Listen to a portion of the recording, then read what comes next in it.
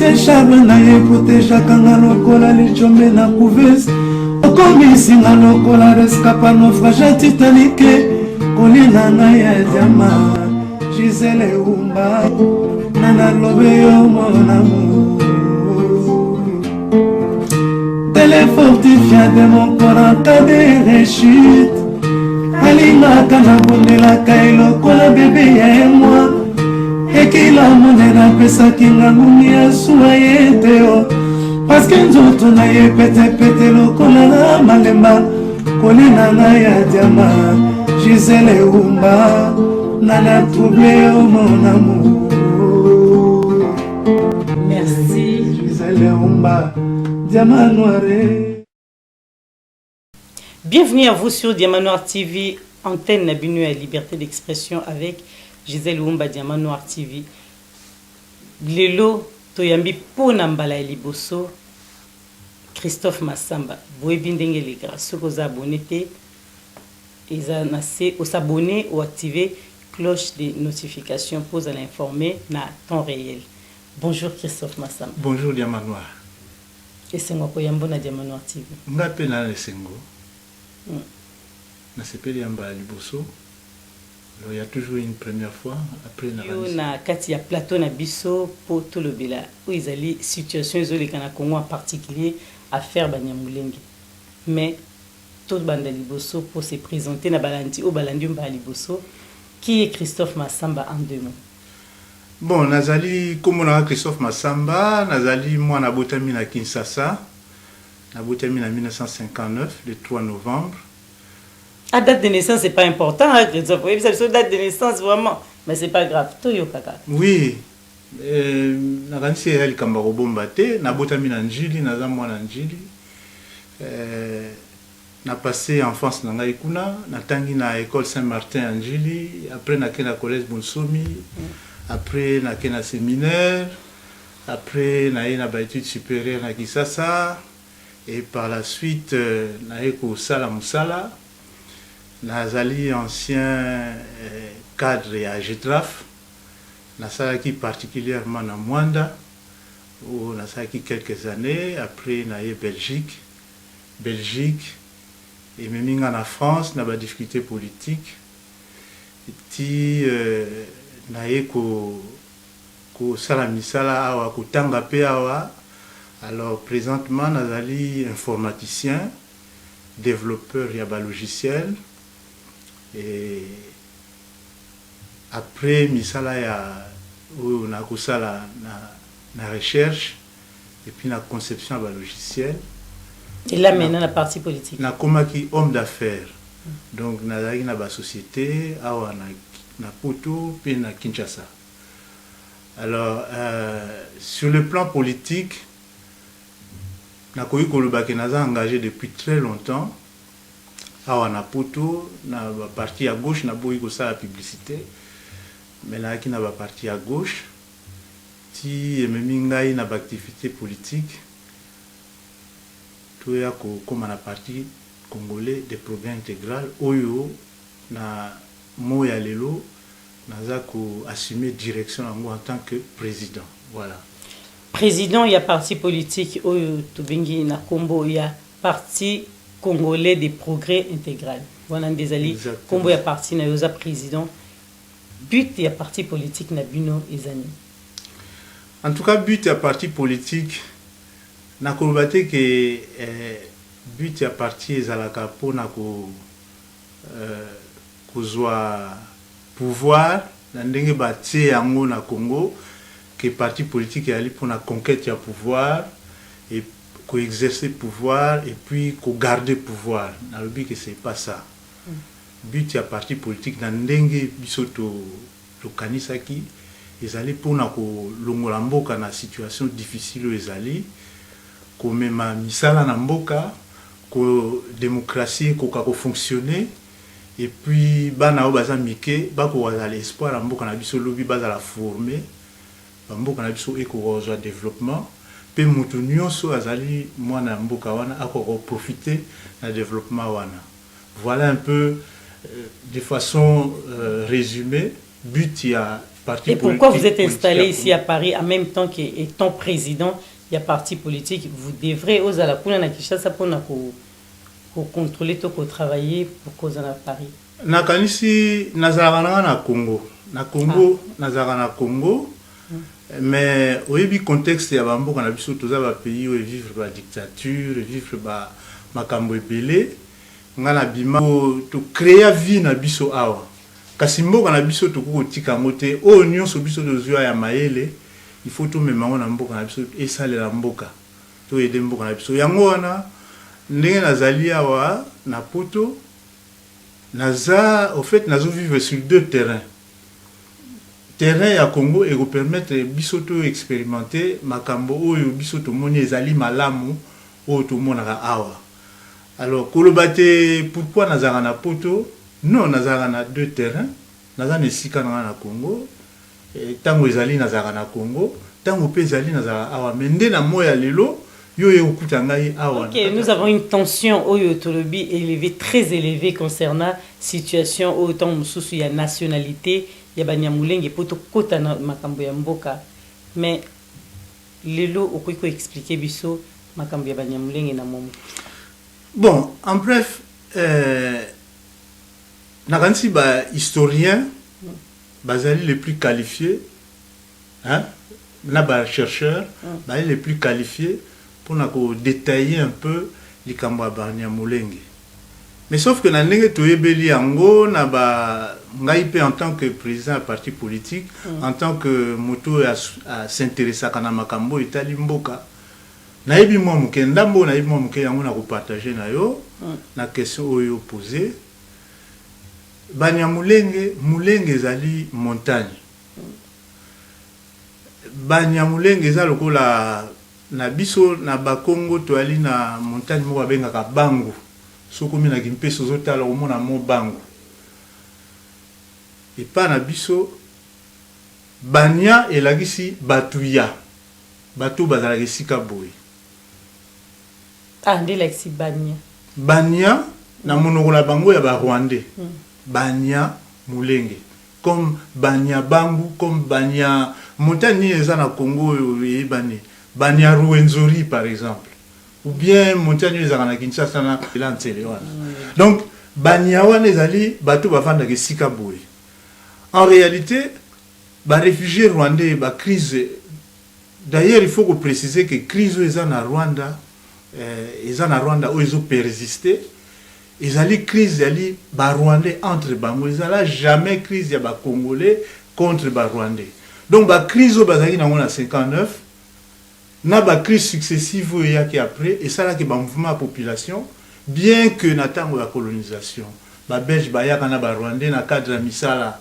Mboka na biso ezali lokola entreprise moko internationale batiaka institution neti mboka kasi batu bayaka ya nzinga ya epai misu bautaka Gabon misu bautaka na Togo misusu bautaka na ba Sénégal bayaka kosala na Congo ezaki mboka eyambaka batu nyonso po ezali lokola entreprise ya bamindele na cadre wana ba Rwandais petango bazwaki tango Belgique azwaki comment mandat ya Nations Unies pour gérer basali Nations Unies pour gérer bamboko Allemagne perdaki après la Première Guerre mondiale.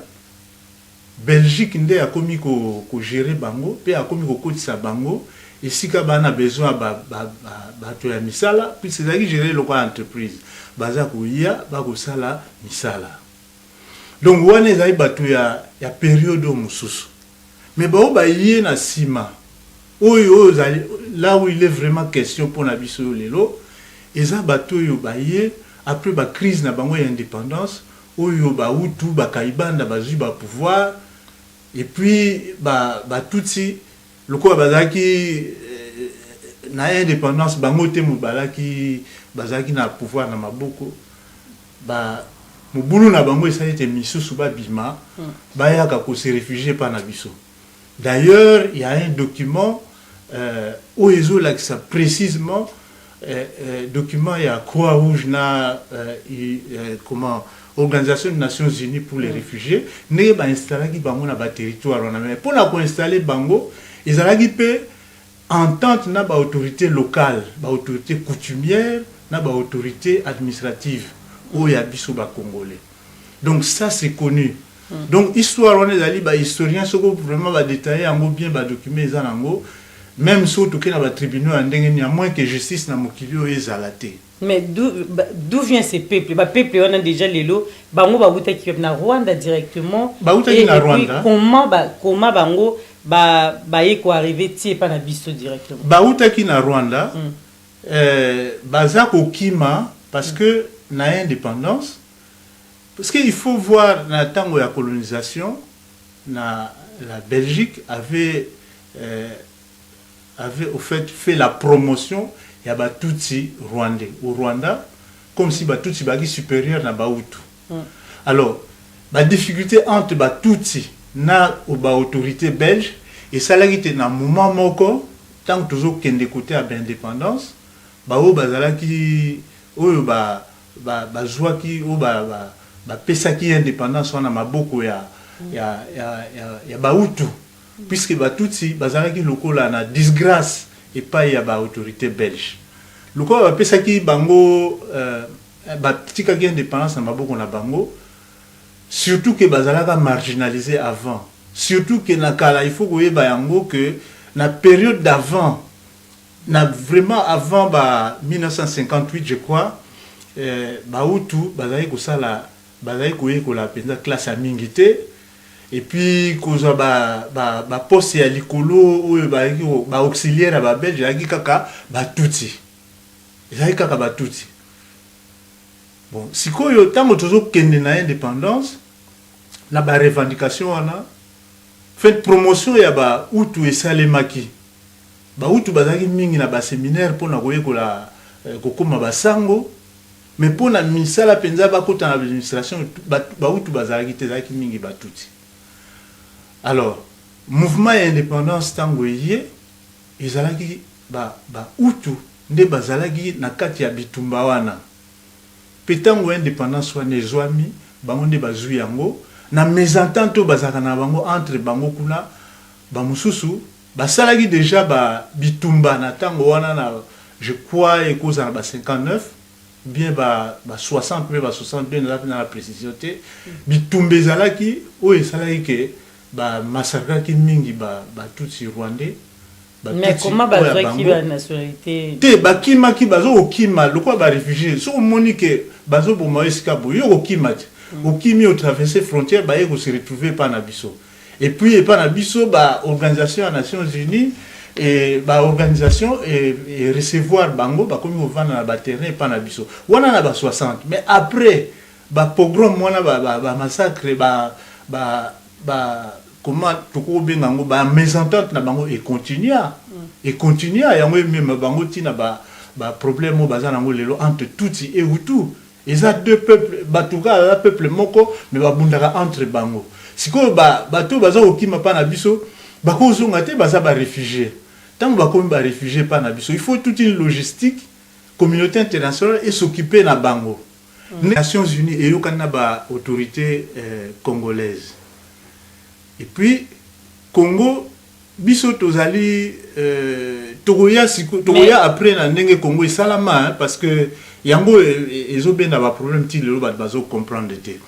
Donc, ba autorité administrative na ba autorité locale, surtout ba autorité coutumière, ba pesa ki autorisation ma belé na bango et accueillir ba payawana puisque toza na hospitalité. Ba mo nationalité. Te nationalité bazali na nationalité te. Ba pesa bango hospitalité ba vanda comme ça ba l'état oyo Rwanda yokoma makambo ba problème na bango ya instabilité kusi là pour bazonga neka kezalaka baka ya Nations Unies biso na kansi to yambaki ba congolais à Brazzaville na tango moko bazaki na problème lisuba na Sassou Nguesso bayaki bazako vana mingi na côté ya basale bango ka ya ba réfugiés côté ya mboko ni Kinkole. Et tant que problème ici na Congo Brazzaville, batouana bazongaki. Donc c'est toujours comme ça que ça fonctionne. Mais malheureusement problème il y a Rwanda et où met la penza bambula ebele. Kaibanda Longwe après Abiyarimana Kokota Donc le problème ici là penzate yango ça la vraiment instabilité makasi na est ya Congo. Mais eloko moko bazaki ba réfugiés rwandais reconnus par les Nations Unies, enregistrés par le Haut Commissariat des réfugiés. Mais va vivre en bango normalement pour Congo isa terre moko ya hospitalité makasi. Kasi eloko mo il faut comprendre natango Mobutu natango yé à directeur ya cabinet na ye Bisengimana qui est le premier diplômé noir il y a faculté à polytechnique il y a université de l'Urbanium azali ko ça na présidence pe azali ko ça na présidence comme un cadre technique il y a présidence. Bon, certains politiciens où il y a période comme Papa Kengo à Dondo par exemple, ou bien d'autres aussi qui sont de cette période-là, pourront nous dire par quel mécanisme Bisengimana Komaki directeur et cabinet à président. Certains aussi diront que Ezaki par rapport à Bamindele, conseiller qui Mobutu, puisque Mobutu avait quand même des conseillers belges, conseiller qui a Bisengimana. Alors, dans les années 60, début des années 70, qu'est-ce qui va se passer? Il va se passer que Bisengimana a poussé sa nationalité globale na bato nyonso bazaki na o bazali na territoire wana ya est o bazali ba réfugiés rwandais. Mais bolanda bien likambo esalamaki. Esalami na 71. Tango esalami na 71, Mobutu a salé yango, même si il y a l'égalité, mais salé yango quand même. Et il y a écouté puisque tu as une période, il y a période moko Mobutu était tout puissant, hein? Et puis Bisengimana était l'homme tout puissant quand même. A salé yango, mais il faut que vous voyez en 1972, il y a la zaïrianisation. Tant que vous la zaïrianisation, le fait que Batouana bazaki bango Banyarwanda bakomi ba Congolais et que bazana directeur à cabinet na kati ya azana président et c'est na kati ya présidence wana nde bako kabo ba entreprise oyo balongoli na maboko ba paya ba pesa na maboko ba Congolais ozali ko gérer biloko ndenge na ndenge ba Rwandais kaka wana o ba pesa bango ba nationalité mingi bazwaki ba charge ya ba entreprise wana et à zaïrianisation ba bénéficier na zaïrianisation pe elo msusu yeko sala na même période ba ferme à dimension industrielle, c'est-à-dire ba oyo bazana ba bato bazui ba komi na ba mbongo ebele oyo ba Rwandais wana oyo ba komisi bango ba Congolais ba komi ko sala ko récupérer mabele ebele pour na otia misala na bango puis ba na mbongo sali ba ferme industrielle na kati wana yeko sala phénomène ya dépossession ya mabele oyo eza ba autorité coutumière et comme plutôt mabele ya bato yo ba komi na mbongo ya bapaya o bazali ba Rwandais. Alors du coup ba mésentente et bandit déjà ba friction bandit déjà entre toya Banyamulenge o mibengi Banyarwanda wana parce que Banyamulenge l'air wana ezalité baza Banyarwanda wana ba autochtone o bali ba chef ya ba mabele puisque bango baza nde na mbongo et puis pouvoir ezana bango baza ko occuper mabele bazo sala misala pe bango bakomi lokola ko gérer puisque bango nde baza na mbongo. Donc c'est là où problème penza et bandit penza na est entre bato baye sika o ba komi ba Congolais sika pe ba zumbongo ba pesi bango ba moyen ba komi ko gérer mboka. C'est là vraiment le nœud du problème. Mais après il faut reconnaître que Mobutu s'étant rendu compte de ses erreurs, évidemment il y a eu entre-temps élection en 77 avec les nouveaux parlements, tout ça, parlement issu du MPR, mais quand même c'était une espèce de vote libre. Ils ont librement fait, mais il y a un père quand même, il va voter pour balingi, mais il y a un père, et Batouana, bota problème, moi, ndenge makamone salamaki mabe.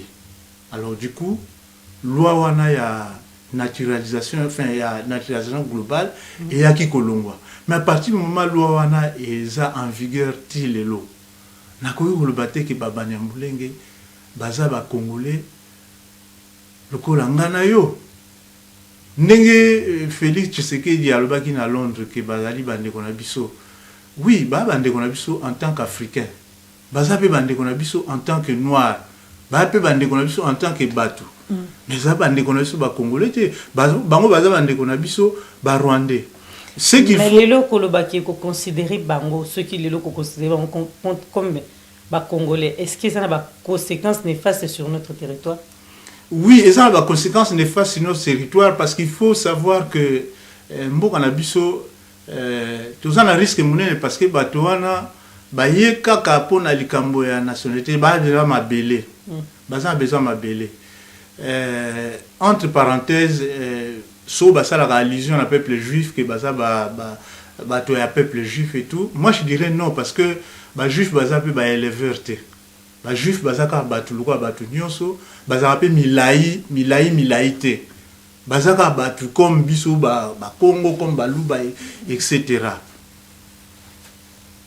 Conséquences ezali nini? Bango nakanisi so toza na kati ya France awa tant bozo mona bibwele baza na ba élevage so aux États-Unis ba éleveur ya ba bétail batambo saka ba bétail na bango n'importe où te batambo saka na mabele o ya bango eza même na ba clôture.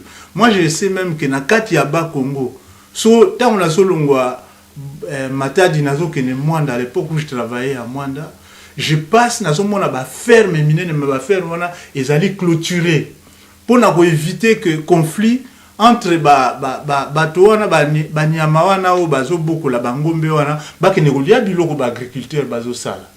Alors bango ba mesani mabele nyoso bango ba komona clôture réalité ba bibole na bango ba kolia partout. Baza na besoin ya mabele. Alors ba moni mabele wana eza mabele ya kitoko pona bango il faut bazo mabele wana. Alors pona kozo mabele wana nzela o bango ba poni ezali nzela ya Kibanyamulenge yango ba mipesa. En tout cas il y a eu une personnalité qui a parlé de Banyamulenge dans les années 80 ou 70 je pense à bimisili kamwana Banyamulenge et puis bakomi ba mipesi bakombo Banyamulenge. Donc conséquence nango ezanini soki lelo tondimi bango ke bango ba congolais et koluka bazo pe mabele mais Congo ezandenge wana te.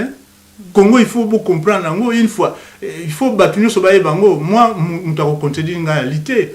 Congo Afrique avant ba diviser yango Congo ezalaki d'abord. Congo nde sali que Afrique et kabwana na ba mindele. Si c'est le Congo qui a été à l'origine de la conférence de Berlin. Mais Congo faut voyer ba esala mindenge nini. Bamboka misusu ba partager ki mais Congo ba partager ki angote. So ok Angola ezalaki ya partage. Rwanda partage.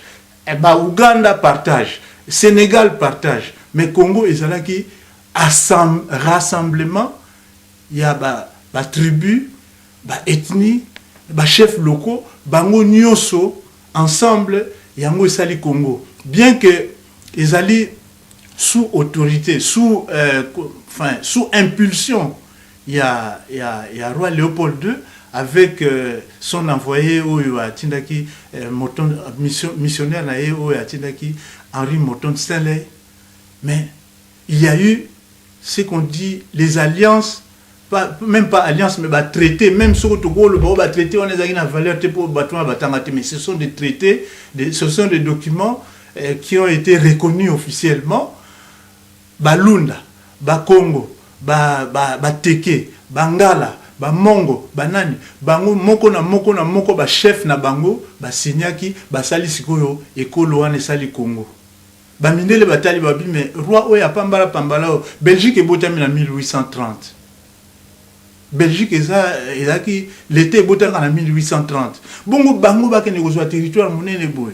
Non, au lieu tout ça à la guerre, madame tout se retrouver dans Berlin. Ba kaboli ba espace ya Afrique, ba école Europe et zui.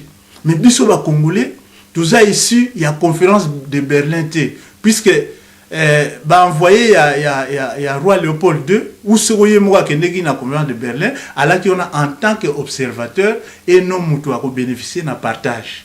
Alors du coup Congo na ndenge Congo et salama ba tribu nyonso et salaki que Congo et la Congo et lelo ezali listé et ebani ce que na mise à intervenir comment la liste na bango. Et puis, bah, historien, bah, bah, congolais, oh, bah, ça, comme ça, là, bah, bah, document, oh, bah, école, wana, nyonso, et monana. École, ya Rwanda, et Zalate. Il n'y a pas de Tutsi, il n'y a pas de Hutu.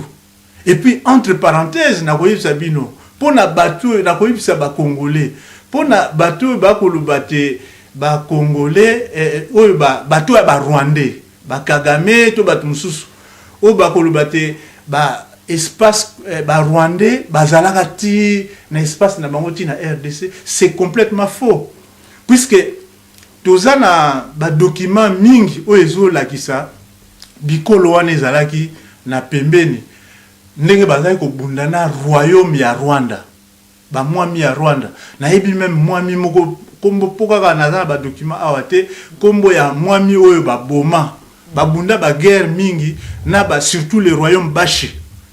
Le royaume Bashi ozaki na royaume Bashi ozaki na ba mwami na bango na este kuna babunda mingi na royaume ya Rwanda pe mwami moko ya Rwanda akufa na bitumba wana et puis na babitumba nyonso babunda na Rwanda a gagné jamais royaume ya Bashi a gagné bango jamais. Donc dire que royaume ezalaki belé na bandinga ndinga wana. Voilà, donc éclaircissement on a il faut ezala pour ma belé à biso. Nous partions to landi to solanda bien do soloba. Tango lobi ke après ba longola ki Mobutu donc ils ont Mobutu to solobela Mobutu tango ba zongisa nationalité to a retiré ki amozaki par rapport ndenge bango ba ndai ko senga mabele to ezaki na likamuso esala ke Mobutu aboto la pour nationalité to ki après ke Mobutu aboto ki nationalité yango. Donc ba retirer qui nationalité en mais lelo yango tozotuna est-ce que ça qui par rapport na ndengi ba ndai ko senga mabele wana to ezaki na likamuso ezaki te bazala na revendication mabele te bazala jamais na revendication mabele likambo ezaki wana ezaki d'abord Mobutu a signé ka ordonnance wana sans que parlement ait intervenir makambo wana sala makandenge wana te et puis na règlement pe na loi ya Congo nationalité zwamaka en globalité te bokamati bopesi batu nationalité ezalaka bongo te. Donc règlement ya nationalité singélité moto na moto de façon individuelle à ça la demande na ye. Et puis na ko insister ne lo mo ezali important les lo soki ba to boité pour moto azali rwandais akoko ma congolais non soko za rwandais okoki na kokoma congolais mosali demande na yo en bonne et due forme mais tous quand même sérieux so moto ayibaki so moto azana casier judiciaire so moto violaki so moto bomaki bon comme c'est congolais jamais ba opesa nationalité et puis Félix Herrera azosala na ebité soko ayekola soko pa yekola te na ebité makambazo mais ya ebisi biso ki baza congolais to considérer bango comme ba frère na biso donc c'est une bêtise. Non, ils ont bêtise, il y a président de la République. Azali président de la République, il y a RDC Lelo. Il y a moi ebinenga komiwana. Mais nako lo ba ebi histoire amboka wana te. Comment et puis eloko pesa nga pasi, est-ce que Félix est conseiller? S'il a un conseiller comme Vital Kamerhe, c'est que ba Kamerhe baza bien compétent. Mais comment oui, mais Baza incompétent. Comment beaucoup de président a ça la discours public comme ça, azul baba la biloko ezanatinate. C'est impossible. Félix aye bien bien. Na pas na biso awa na poto po batu bazo nationalité, au ça la demande. Au côté demande na yo. D'abord faut d'abord na mukanda ou ils allaient en ordre. Faut la en ordre sur le plan administratif. Par après, au côté de demande na yo.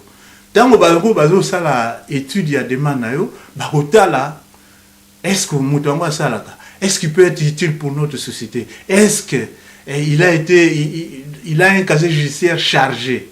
Est-ce il peut être accusé de crimes ou bien de telle sorte de délit, tout ça? Nous sommes bakamati batia una balance, so ba moni ki ezali bien, ba accorder une nationalité et puis ils appellent un délai attend omnini ovandi pour oko ça la demande wana démarche wana. Tout ça na bangolais bakota pa na biso depuis kala. To appellent na bateau à Centrafrique bakota pa na biso depuis kala. Na bateau à Congo Brazzaville. Mais bakoma ba congolais à biso kaka boyete. Hein? Donc Mobutu soki ba pesaka asalaka erreur wana ndenge balobaka erreur ou manumeste mutino so ça erreur. Mais le plus grave na erreur c'est persister dans l'erreur. À partir du moment où il sait que papa mokonzi ça qui erreur ne sikaboy. Abi bosa musana bino balongoli le comité central a à Longo. Oui, balongoli yango. Loko balongoli yango to tikala wana. Ce n'est pas Félix. Félix n'a pas le droit en tant que président, il y a qu'à donner nationalité na batu. Ce n'est pas lui qui fait la loi, c'est la loi, il faut qu'on respecte la constitution. Ce que le président de la République, ça fonctionne à été à couper sa nationalité et puis surtout couper sa nationalité globalement et ça l'a maraté. Ok, tous les cas de question sous donc tout le monde n'a pas cannabis surtout que na est tout ça vraiment qu'on vivre où ils allaient presque tous les jours bah massacre, bah tuerie, bah affrontement presque na ba groupe armé ndenge oui est-ce que les lots pour la situation wana où ils ont les cas au kokyo bani na makambo zo les cas na est en boka na biso. Bon, une première chose, c'est curieux de voir que bah tindi FARDC a kende ko tia paix, en tout cas ko bunda popé et kota na est. Mais FARDC ils allaient armés na biso tous un pays sous occupation. Tout le temps, notre pays est occupé. Notre pays est une colonie rwandaise aujourd'hui. Pourquoi est-ce une colonie rwandaise? Parce que na tête il y a des institutions. Des institutions, des grandes institutions comme l'armée. Ceux qui chef azali rwandais, bati congolais, mais muto ya ko tout ça à la rwandais. Au mona na ba misala ba sika mbongo ekotaka tozwa lokola DGDA par exemple pour mona responsable azali rwandais soki bo moni so bateli bino rwandais te c'est que rwandais abatami na sima yene muto apesa ba ordre et puis toyebi yango bandeko na biso ba soda ba officier na biso tozwa occasion ya kosola na bango baloba yango clairement que ata lati grade à général ata lati grade nini mitindo oya solo oye koza la exécuter ezali kaka groupe ya ba rwandais oyo basimbi oyo baza na kati ya armée bangonde bazali ba mikonzi. Donc à partir de ce moment là cette armée là ne na koyoka faut que ça la confiance na armée. Mais la preuve bakekuna balobi bazwi mboka bazo sécuriser yango bazwi parti nyonso ezali ko poser problème mais ba massacre ils ont continué. Posons-nous la question. Loko les ali territoire ya est ezali frontalier na ba pays wana mibale o ils ont posé ce problème pays mususu kutu et mona na lokola na mwa molili mais au penda bima lokola Uganda bima lokola Rwanda bima lokola yazali chef ya Congo akopesa mitindo na président ya Congo akopesa mitindo akoloba o ya lingi et puis azala batuni na Congo baza koloba baza kosala o bango balingi. Alors ezomona na clairement que kotinda armée o ezali na ba officier je crois que na kati ya armée congolaise. S'il faut parler du Rwanda et de l'Ouganda, ce sont les officiers rwandais, les officiers de l'armée rwandaise qui sont dans l'armée congolaise aujourd'hui, qui gèrent l'armée congolaise, qui les gèrent. Oyo ba officier na biso bazali wana ba généraux na biso bazana kati ya armée, bango bazali wana kaka po bazala kaka parce que ba ko lo bateke ba ba Robert Gana et Sonani bango bazaba chef na kati armée, il faut ba misape quelques qui Congolais. sont vraiment les auteurs de cette guerre à l'est du Congo? C'est le Rwanda. C'est le Rwanda. Rwanda azali comme état comme état mercenaire na kati ya RDC pour les comptes des grandes puissances. Et les grandes puissances agissent à travers leur multinationale, la multinationale na bango au bazali pour exploiter ba minerai. Mais et puis but principal il y a instabilité wana est, ils allaient moyen koluka ko partager Congo.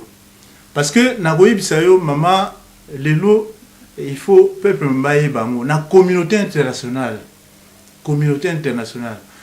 to solo la toza bato ya masolo to kota ka pepa ya pa itoko kota poto yeba ni neza koleka chancellerie mon côté na mokili oyo lelo bakoki kolobake ba koki bazala na idée. C'est les États-Unis. Les États-Unis, il y a des preuves qui existent. Les États-Unis ont tout fait, ont pensé comme solution pour na epanabiso fomboka ezala balkaniser ezala partager. Basala nyonso ekoki. Ba partager mboka wana.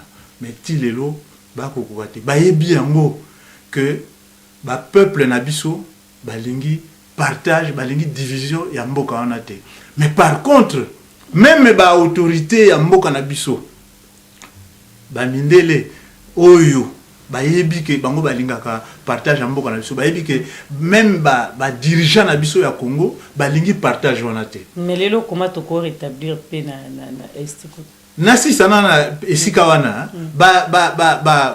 même ba dirigeant na biso eza paradoxal hein même ba dirigeant na biso oyo zo mona ke bazo kotika mobulu ezala balingi partage à Congo te balingi yango te mais comment la balkanisation c'est une question mais biso ce que tu non pona qui mekota kuna comment to ko sala pona ko rétablir paix na kuna poto ke kota balkanisation na kanisi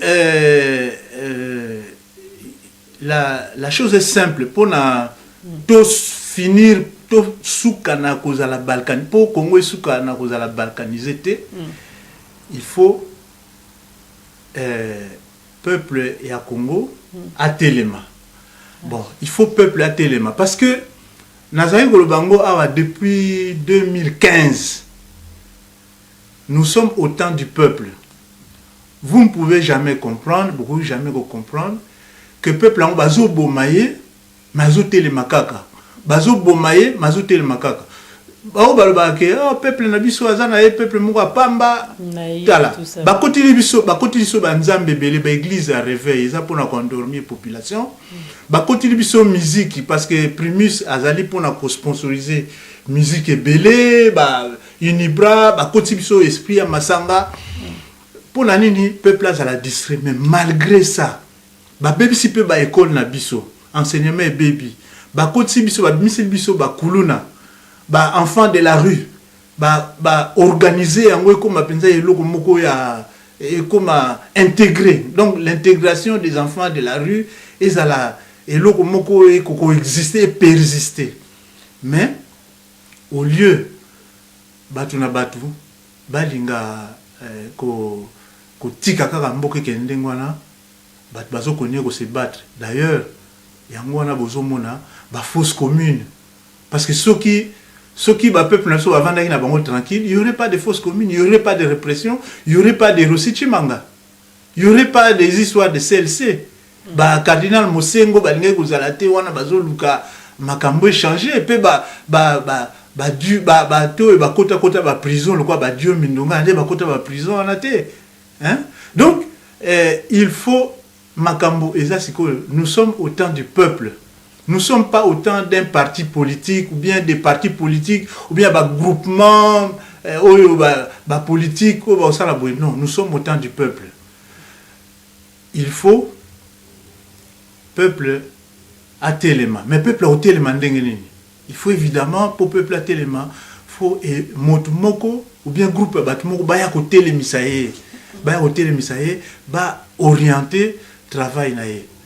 Et je crois que tout se donner mission wana ya koluka côté le misa peuple parce que c'est le peuple qui va gagner. Naganisi nalanda qui le Adolphe Mouzito qui avait parlé de pour trouver solution na biso na stabilité à région, même stabilité à Congo, même stabilité à région. Il faut envisager un jour de faire la guerre au Rwanda. Mais ce n'était pas que tu as la guerre na Rwanda car les autres aussi ba armes. Non. Tu as la guerre na Rwanda, tu yebi. Pe Mouzito yebi situation wana que ndenge zali mais à poser ka ba base ya à poser le vrai problème pour na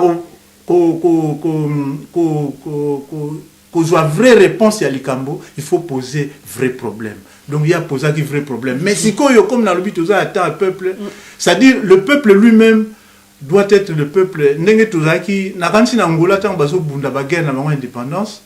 Biso tozaka na Congo Kinshasa, tout le monde qui baye kozwa ba jeune nyonso ya Angola, ba kena bango na Kinkuzu pour nous former bango ba kene na guerre na Angola. Je crois que bateau na ba 70 bazaki déjà ba mikolo ba ebi makambo wana bazaki ko ba jeune angolais ba kene lelo yo likambo ya Congo ekomi Sokoto o ezali ko fongola munduki pe ko kanga munduki ekoma likambo ya peuple ye moko na basi na mibali lokola na Israël ndenge ba jeune ba kendeke bango nyonso ba kendeke service militaire na voilà poto kende vraiment tout ce qui mambango pona heure na biso.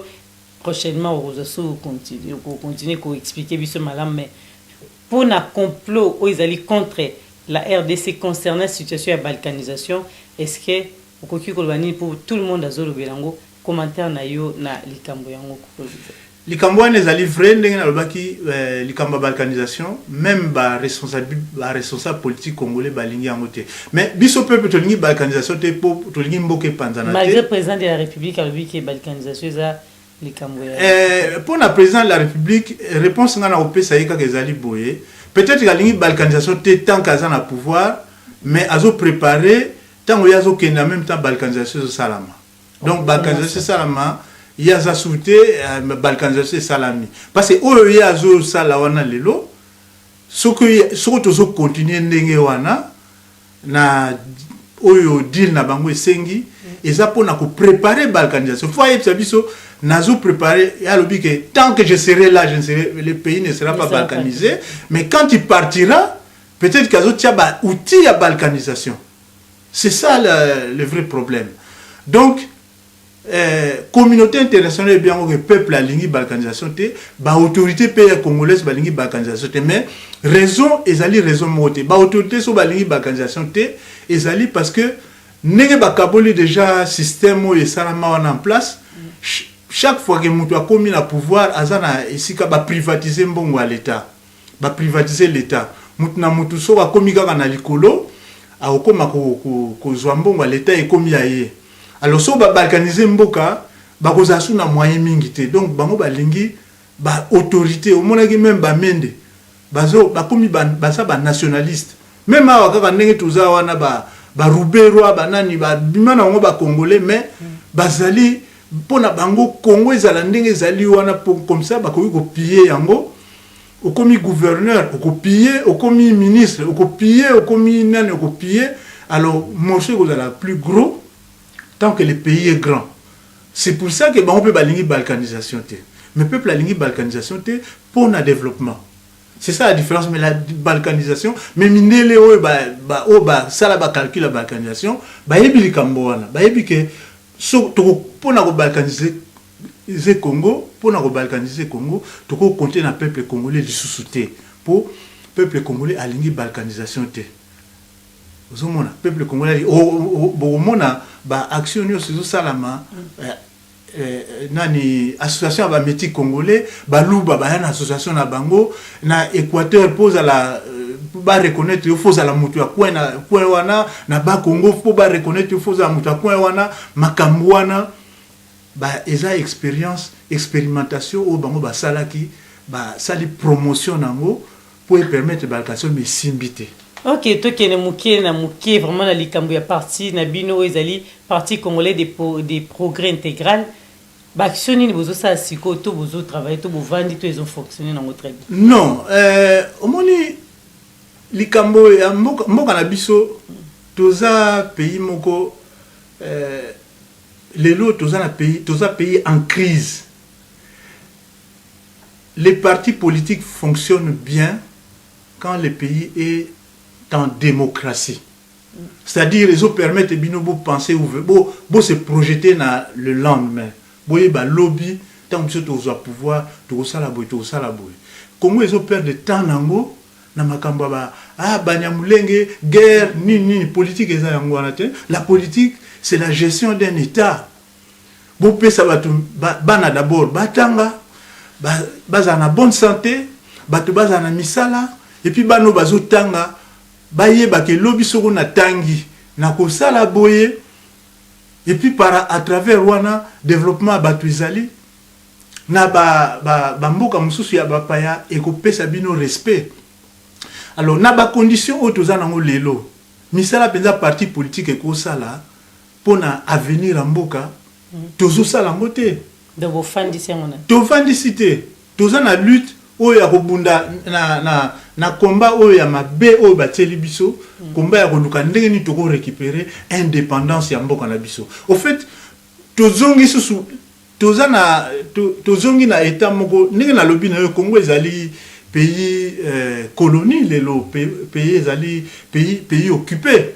Donc toza pays sous occupation parti politique oyo ya biso PCPI tozo ko bunda poto bima na occupation wana. Alors l'action ezali nini? L'action ezali bon toza na ba réunion mais na yebi ke pays na biso loko les pays moko ba réunion ça na poto tenga na za na poto mais bango bazo ça na za na poto parce que président davandi na poto non président vandi na poto faut yeba ndenge ninga na koma président ya PCPI wana to tuna ngona tuna ngo après ezalaka vraiment na ndenge tolingela ki yango na kati ya parti président azala muto azaka na mboka mais sali ke ngana azaka na mboka na zaka pe awa balobi non en tout cas papa yo zala mukonzi parce que ndenge yo zo gérer ndenge o gérer ka parti ndenge en tout cas na oyo to moni o ko gérer parti malamu nazali awa mais nazaka na mboka na uti na mboka ya 2 mois donc na uti na mboka ya 2 mois pe kuna na sali musana nga ya président ya parti et puis parti ezali attention un parti politique n'est pas le président.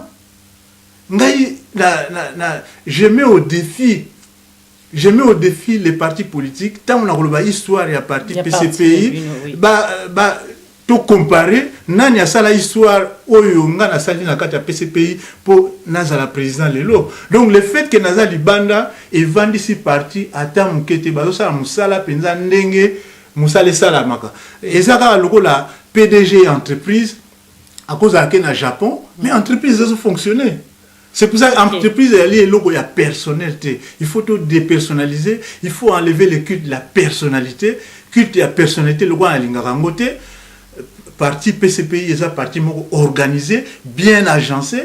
Alors, le président a cause en États-Unis, a voyagé, a accueilli 6 mois en Espagne, mais a toujours en collaboration, en communion, na bateau bazan mboka bazo konye usa musa na bango.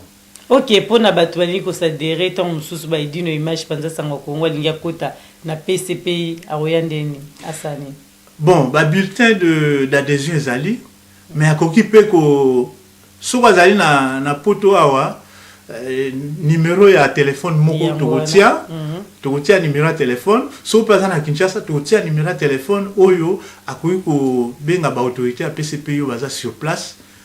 Mais pour batubaya eloko nini o bino bosala ko baninga musu basala te oyo ko bosala ki muta kota na parti en tout cas na cause la photos a d'abord modeste tozina no ki mokonzite et puis combat penza ya solo oyo et sengeli ke to mener po to memamboka na ko na développement to sali ya monante kasi tozana combat ya libération peuple na biso na kanisi ba o nyonso bazali na en tout cas na motema na bango balingi Congo elongwa na situation ya boumbo tozana ngo bayeba ke biso penza tozo bundela mboka to mboka bima na boumbo so bazo lukesika bat bali na sérieux o baza oluka mbongo te baza oluka bakende kolia te po bapartage mbongo na biso en tout cas biso oza wana.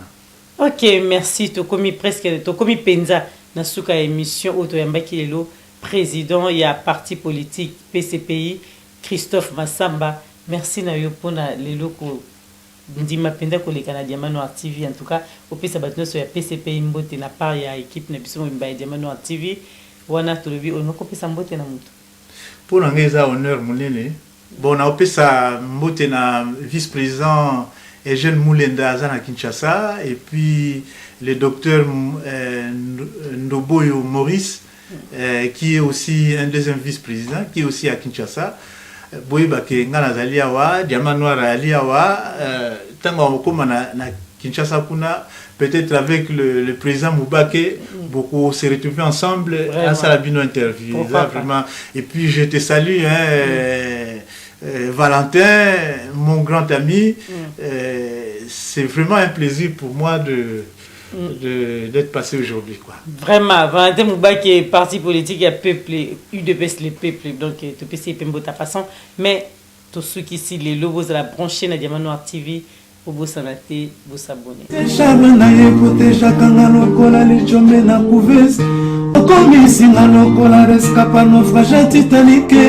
Kolingana ya jama Gisele Umba Nana Lobeyo Monamu Téléfortifia de mon corps en cas de rechute Alina kana bondela kailo kola bébé ya moi Ekila monena pesa kinga ngumia suaye teo Parce que nzoto na ye pete pete lokola na malemba Kolingana ya jama Gisele Umba, nana troublé au mon amour.